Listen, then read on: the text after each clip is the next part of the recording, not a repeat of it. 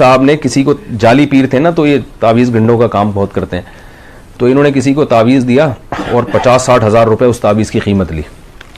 اس دیہاتی کو کہا کہ یہ تعویذ ہے 50-60 ہزار روپے کا ہے, اور اب ان کو پتا تھا اثر ورثہ تو کچھ ہوگا نہیں, پیسے یہ مانگنے آ جائے گا. تو انہوں نے اس گنوار کو, دیہاتی کو کہا یہ تعویذ جب اثر کرے گا, جب گھر میں جب تم داخل ہونا اس تعویذ کو لے کے, تو کالے کتے کا تصور دماغ میں نہیں ہونا چاہیے. اب آپ بتاؤ کون گھر میں داخل ہوتا ہے تو کالے کتے کا تصور ہوتا ہے؟ کسی کے بھی نہیں ہوتا. انہوں نے بولا جب گھر میں جاؤ گے تو کالا کتا نہیں ہونا چاہیے. اب وہ کہہ رہے یار 50,000 روپے خرچ ہو گئے, اور اگر کالا کتا دماغ میں آ گیا تو سارا تعویذ ضائع. اب وہ بار بار کہہ رہے یار یہ کالا کتا نکلے کسی طریقے سے, چھٹک رہا ہے یوں کر کے کالا کتا. وہ جتنا نکالو گے اتنا ہی دماغ میں آ رہا ہے.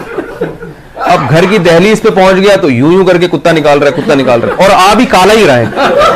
کہہ رہے کم وقت ایک تو آ بھی کتا رہا ہے اور اوپر سے کالا ہی آ رہا ہے. بھائی 3 دن تک یہ کرتا رہا ہے, گھر میں داخل ہی نہیں ہو رہا, بچوں کو باہر نکال دیا, کھانا ادھر ہی دو مجھے, جب کتا نکلے گا تو گھر میں داخل ہوگا میں.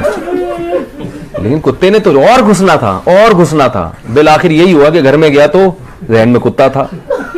بعد میں آیا وہ اپنے جعلی پیر سے کہنے لگا یہ اثر ہی نہیں. انہوں نے دیکھا مجھے تو پتہ چل جاتا ہے تمہارے ذہن میں کتا تھا, اور عقیدت ہوگی کہ ایک تو ان کو پتہ بھی چل گیا. تو وسوسہ ایسی چیز ہے جتنا نکالو گے اتنا ہی آئے گا. اس لیے حکیم الامہ حضرت مولانا اشرف علی تھانوی رحمہ اللہ نے لکھا ہے کہ وسوسے کا حل یہ ہے کہ نہ نکالو نہ خود سے سوچو, جو خود سے آ رہا ہے آنے دو. اللہ جب اسی وسوسے کے ساتھ نماز قبول کر رہا ہے تو ٹھیک ہے. اور